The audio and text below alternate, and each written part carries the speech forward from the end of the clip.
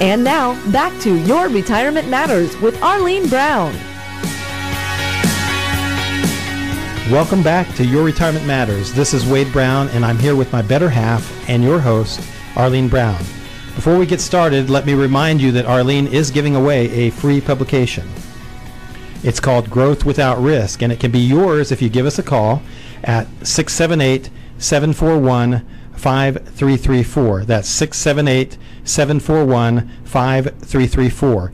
Or you can email us, Arlene at yourretirementmatters.net. That's Arlene at yourretirementmatters.net. So, Arlene, how are you this morning? I'm wonderful, Wade.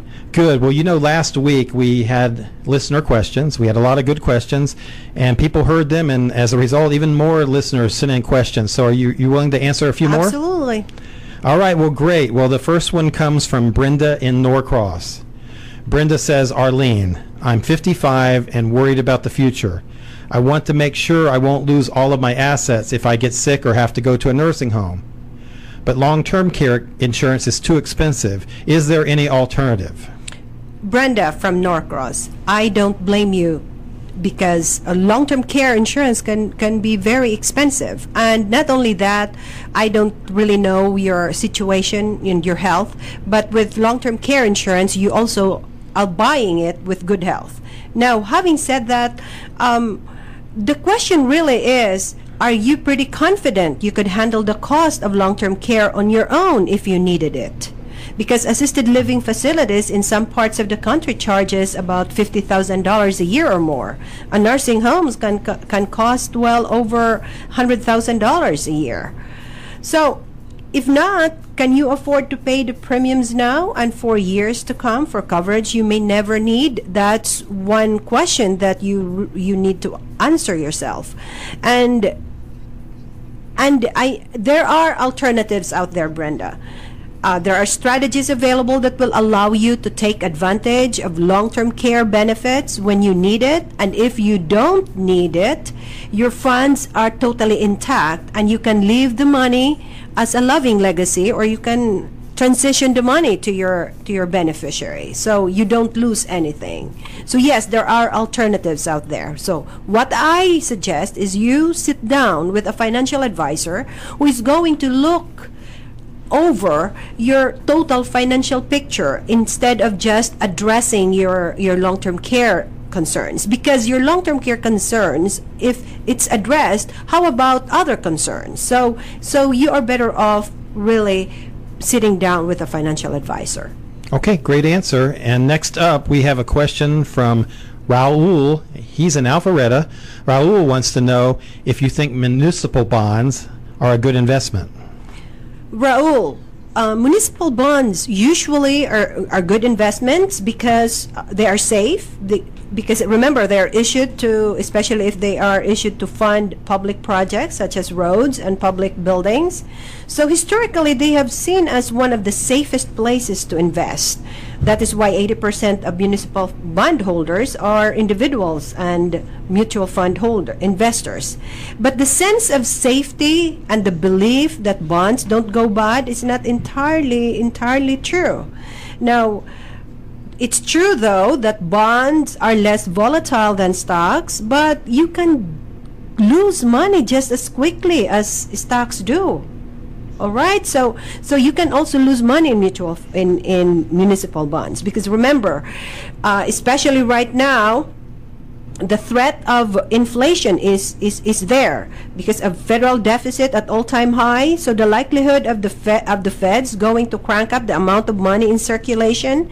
So the chance of inflation is there. It can happen. So interest rate can go up. So when the interest rates go up, the value of the bonds will go down, and it can go down fast and furious. I guess what I'm saying, Raul, is to really be cautious. Just be careful. Municipal bonds can have can play a big role in your portfolio, but again, you need to sit down with a financial advisor to look over your total financial picture. Okay, the next question comes from Loretta in Lithia Springs. Loretta says she's upset because she lost 40% of her mutual fund in October of 2008, and she's lost another 15% this year. Overall, she's way down, and she wants you to suggest alternatives to mutual funds. Any advice for her? Well, Loretta, there are so many alternatives out there than mutual funds, all right? But that's not the question. You are a great candidate, Loretta. It's a great indicator that you need to go through a discovery process, that everything will be addressed, so that especially your risk analysis, your risk exposure, what you are comfortable with, your risk tolerance, instead of just giving you the answer what other alternatives for mutual funds. I have to know what is your situation, what is your purpose, what is this money for. So I recommend you really sit down with a financial advisor. Okay, Grace from Stone Mountain wants to know how long you think it will take for the stock market to make a full recovery. Well, Grace, I am so sorry, but I don't have a crystal ball. But I wish I could say that in the next 6 weeks, because that's what we need. And I want to stay positive about our economy. But here's the deal, though. The stock market will be volatile for the entire year. That's my analysis, that's my opinion. When I say volatile, it's both ways, because volatility does not necessarily mean a market drop. And we will see something like what happened last week. Like at the end, like last Thursday, the market was up 24 points. But does that not tell the whole story? When you turn on the TV and you say, "Oh, the market is up 24 points," but during the day you didn't know that the market was down 186 points. And also, like, let's say the previous day the Dow was down 20 points, but during the day it was up 144 points, but it ended up as down 20 points. So volatility is, there's just the swings both ways can give you vertigo. So that's all I can say. So what I'm saying is that be careful. Again, everyone needs the financial planning methodology where diversification is a must. Okay, well, now you promised you would answer any and all questions from listeners, but this question doesn't have anything to do with retirement or money. Go ahead. Well, it's a sports question. I guess Robert in Buckhead thinks this is a sports show, but I'm sure you can give him a good answer to this question. Bring it on. Robert wants to know if you think the Braves will go all the way this year.